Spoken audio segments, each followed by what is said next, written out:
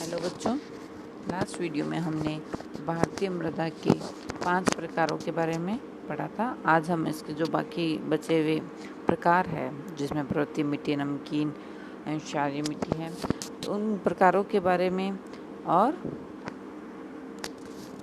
भारतीय मृदा की विशेषताओं के बारे में और उसके बाद भारतीय मृदा की समस्याओं के बारे में चर्चा करेंगे। तो सबसे पहले हम देखते हैं जो मृदा के प्रकार बाकी रह गए थे। मरुस्थलीय मिट्टी, यह मिट्टी का बहुत गौलिक विस्तार 1.42 लाख वर्ग किलोमीटर क्षेत्र में पाया जाता है। यह मिट्टी मुख्यतः पश्चिमी राजस्थान, दक्षिणी पंजाब, दक्षिणी हरियाणा एवं उत्तरी गुजरात में पाई जाती है। हाल ही के वर्षों में मरुस्थल का फैलाव पूर्व की ओर हुआ है एवं दक्षिण पश्चिमी उत्तर प्रदेश के कुछ क्षेत्रों में भी इससे प्रभावित हुए हैं। यह वास्तव में बलुई मिट्टी है जिसमें लोहा एवं फास्फोरस पर्याप्त होता है, परंतु इसमें नाइट्रोजन एवं ह्यूमस की कमी होती है। इस मिट्टी में मुख्यतः मोटे अनाजों की कृषि की जाती है, परंतु यहाँ सिंचाई की पर्याप्त सुविधा है, तो वहाँ कपास एवं गेहूं की भी कृषि की जाती है। हाल ही के वर्षों में गंगानगर जिले में चावल एवं गन्ने की भी कृषि प्रारंभ की गई है। अगली मिट्टी है नमकीन एवं क्षारीय मिट्टी। इस मिट्टी को रेह, ऊसर या कलर के नाम से भी जाना जाता है।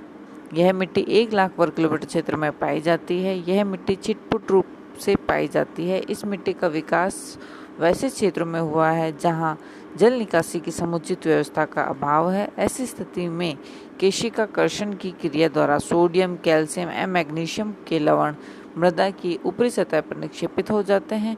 फलस्वरूप इस मिट्टी में लवण की मात्रा काफी बढ़ जाती है। समुद्र तटीय क्षेत्रों में ज्वार के समय नमकीन जल की भूमि पर फैल जाने से भी इस मृदा का निर्माण होता है। नमकीन मिट्टियों में सोडियम क्लोराइड एवं सोडियम सल्फेट की अधिकता होती है तथा क्षारीय मृदा में सोडियम बाइकार्बोनेट की अधिकता होती है। ऐसी मृदाओं में नाइट्रोजन की कमी होती है। यह एक अंतर क्षेत्रीय मिट्टी है जिसका विस्तार सभी जलवायु प्रदेशों में पाया जाता है। यह मिट्टी मुख्यतः दक्षिणी पंजाब, दक्षिणी हरियाणा, पश्चिमी राजस्थान, गंगा के बाएं किनारे के क्षेत्र, केरल तट, सुंदरवन क्षेत्र सहित वैसे क्षेत्रों में भी पाई जाती है जहां अत्यधिक सिंचाई के कारण जल स्तर ऊपर उठ गया है। यह एक अनुपजाऊ मृदा है। तटीय क्षेत्रों में इस मृदा में नारियल एवं तेल ताड़ की कृषि की जाती है। इस मृदा के सुधार के लिए निम्नलिखित उपाय किए जा सकते हैं। पहला है हरी घास एवं जिप्सम का प्रयोग। दूसरा, जल निकासी की उत्तम व्यवस्था। तीसरा, खेतों को जल से भरकर लवण के घुल जाने के पश्चात जल को बहाना। चौथा है नहरों से रिसने वाले जल पर काबू पाना एवं समुचित सिंचाई की व्यवस्था अपनाना। अगली है पीट या जैविक मिट्टी। यह मिट्टी लगभग 1 लाख वर्ग किलोमीटर में पाई जाती है। दलदली क्षेत्र में काफ़ी अधिक मात्रा में जैविक पदार्थों के जमा हो जाने से इस मिट्टी का निर्माण होता है। इस प्रकार की मिट्टी काली, भारी और काफ़ी अम्लीय होती है। केरल में इस प्रकार की मिट्टी में नमक के भी अंश पाए जाते हैं जिसे यहाँ कारे कहा जाता है। यह मिट्टी मुख्यतः केरल के अलेपी जिला, उत्तर प्रदेश के अल्मोड़ा, सुंदरवन के डेल्टा एवं अन्य निम्न डेल्टाई क्षेत्रों में पाई जाती है। जल की मात्रा कम होते ही ऐसी मिट्टी में चावल की कृषि की जाती है।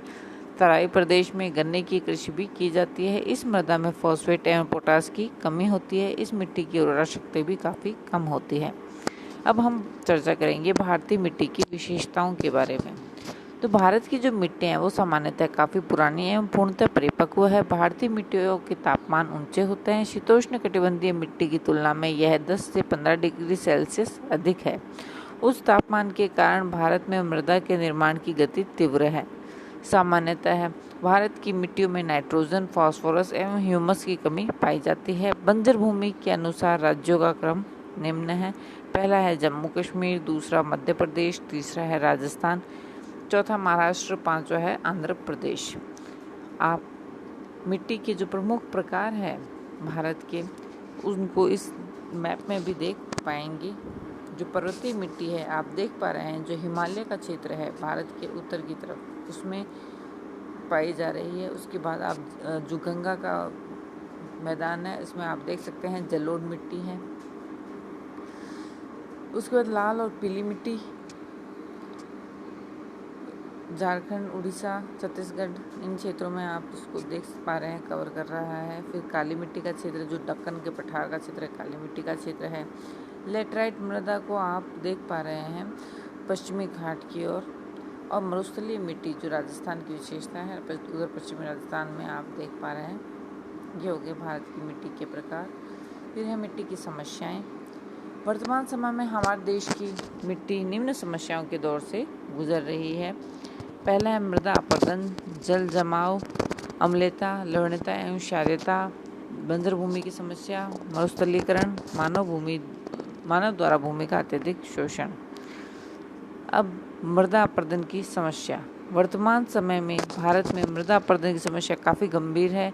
भारतीय कृषि अनुसंधान परिषद ICAR के अनुसार भारत की 60% भूमि जो है वो मृदा क्षरण की समस्या से ग्रसित है। रसेल के अनुसार भारत में प्रतिवर्ष 1/8 सेंटीमीटर मोटी मृदा परत का क्षरण हो जाता है। इस मृदा परत का क्षरण के लिए प्राकृतिक एवं मानवीय दोनों ही कारण उत्तरदायी है। हाल ही के वर्षों में मानव द्वारा कृषि भूमि के अवैज्ञानिक प्रयोग के कारण मृदा अपरदन की समस्या गंभीर होती जा रही है। चंबल नदी के द्रोणी में बीहड़ बहुत विस्तृत है। मध्य प्रदेश के ग्वालियर, मोरेना और भिंड जिलों में तथा उत्तर प्रदेश के आगरा, इटावा और जालौर जिलों में बीहड़ 6 लाख हेक्टेयर भूमि में फैले हैं। तमिलनाडु के दक्षिणी व उत्तरी अर्काट, कन्याकुमारी, तिरुचिरापल्ली, चिंगलीपुत, सेलम और कोयम्बटूर जिलों में भी बीहड़ पाए जाते हैं। पश्चिम बंगाल के पुरुलिया जिले के कांसाबती नदी के ऊपरी जल ग्रहण क्षेत्रों में अनेक अवनालिकाएं और बीहड़ है। देश की लगभग 8000 हेक्टेयर भूमि प्रतिवर्ष बीहड़ बन जाती है। मृदा अपरदन के प्रकार। मृदा अपरदन के 2 प्रमुख प्रकार है, परत अपरदन और अवनालिका अपरदन। परत अपरदन शीट इरोजन, जब जल या वायु मिट्टी की ऊपरी परत को ही बहाकर या उड़ाकर ले जाते हैं तो इसे परत अपरदन कहा जाता है, जैसे पश्चिमी भारत में। और अवनालिका अपरदन, जब तीव्र गति से बहता हुआ जल मिट्टी को काटकर गहरी नालियां और खड्डों का निर्माण करता है तो उसे अवनालिका अपरदन कहा जाता है, जैसे चंबल के क्षेत्र में। मृदा अपरदन के कारक। भारत में जल और वायु दोनों ही कारक मृदा अपरदन का कार्य करते हैं। जल अपरदन से प्रभावित क्षेत्र की अगर हम बात करें तो सबसे पहला क्षेत्र है शिवालिक और हिमालय पर्वत, मुख्यतः मध्य एवं पूर्वी भाग में। यमुना एवं चंबल नदी की घाटी, उत्तर पूर्वी भारत, उत्तर प्रदेश का ब्रज भूमि क्षेत्र, पश्चिमी घाट पर्वतीय क्षेत्र, तमिलनाडु एवं पश्चिमी बंगाल के कुछ क्षेत्र। वायु अपरदन से प्रभावित क्षेत्र में पश्चिमी राजस्थान, दक्षिणी पंजाब और दक्षिणी हरियाणा आएंगे। जल और वायु दोनों अपरदन से प्रभावित क्षेत्र के अंतर्गत भारत के जो मैदानी भाग में वर्षा ऋतु में जल द्वारा एवं शुष्क मौसम में वायु द्वारा अपरदन का कार्य होता है। मृदा अपरदन के कारण पहला है तीव्र एवं मूसलाधार वर्षा, दूसरा तीव्र वायु, तीसरा भूमि का तीव्र ढाल, चौथा मिट्टी का हल्कापन, पांचवा वनों की कटाई, अतिचारण, अवैज्ञानिक कृषि जैसे ढाल की समानांतर खेत की जुताई, फसल चक्र न अपनाना, अत्यधिक सिंचाई, उर्वरक का उपयोग आदि, जूमिंग कृषि और विकास कार्य जैसे खनिजों की खुदाई, सड़क, बांध आदि का निर्माण। मृदा अपरदन की समस्या से संबंधित प्रमुख क्षेत्र की अगर हम बात करें तो पहला क्षेत्र आता है मध्य भारत में चंबल, यमुना एवं उसकी सहायक नदियों की घाटी। यह क्षेत्र 36 लाख हेक्टेयर भूमि मृदा अपरदन की समस्या से ग्रसित है, जिसमें 20 लाख हेक्टेयर क्षेत्र मध्य प्रदेश में है और यह भाग अवनालिका अपरदन से बुरी तरह प्रभावित है। इस क्षेत्र की मिट्टी काफ़ी हल्की है एवं वनस्पति के आवरण के अभाव में मृदा का अपरदन काफ़ी तीव्र गति से होता है। यहाँ 15 से 20 फीट तक की गहराई के खड्ड व बीहड़ बन गए हैं। उत्तर पूर्वी भारत इसे रेंगती मिट्टी का क्षेत्र कहा जाता है। इस भाग की 60% भूमि गंभीर रूप से मृदा अपरदन की समस्या से ग्रसित है। इसका कारण वनों की कटाई, झूम और सीढ़ीनुमा कृषि तथा भारी वर्षा है। हिमालय और शिवालिक क्षेत्र वनों की कटाई एवं कृषि कार्य के विस्तार के कारण असम एवं कुमायूं हिमालय की यह समस्या है। हिमालय प्रदेश एवं जम्मू कश्मीर में समस्या का कारण अतिचारण है। अगला है छोटा नागपुर का प्रदेश। इस क्षेत्र में मृदा अपरदन का सर्वाधिक महत्वपूर्ण कारण वनों की कटाई है। फिर मरुस्थलीय प्रदेश, इसके अंतर्गत पश्चिमी राजस्थान के जिले आते हैं जहां वायु द्वारा अपरदन की क्रिया अधिक प्रभावी है। इसके अलावा पश्चिमी घाट पर्वत क्षेत्र, तमिलनाडु, उड़ीसा एवं बंगाल में भी मृदा अपरदन की गंभीर समस्या है। भारत में मृदा अपरदन की समस्या से निपटने के लिए सरकार द्वारा 1953 ईस्वी में केंद्रीय भूमि संरक्षण बोर्ड की स्थापना की गई, जिसके 3 उद्देश्य है। पहला है असमतल भूमि को कृषि योग्य बनाना, दूसरा मरुस्थल के विस्तार को नियंत्रित करना, तीसरा है वर्तमान कृषित भूमि की उर्वरा शक्ति को बनाए रखना।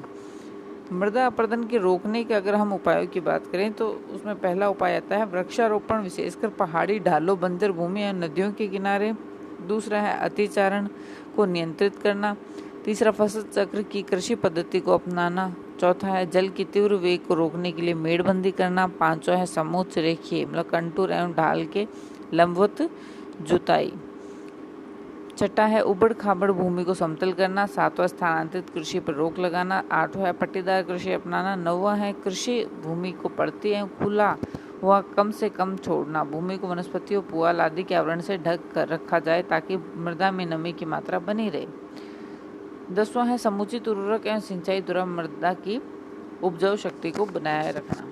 तो इस प्रकार बच्चों आज की वीडियो में हमने मृदा के जो बचे हुए प्रकार थे और मृदा की समस्याएं, भारतीय मृदा की विशेषताएं, इन सब के बारे में हमने चर्चा की। नेक्स्ट वीडियो में हम फिर किसी नए टॉपिक पर चर्चा करेंगे। तब तक के लिए स्टे होम, स्टे सेफ। धन्यवाद।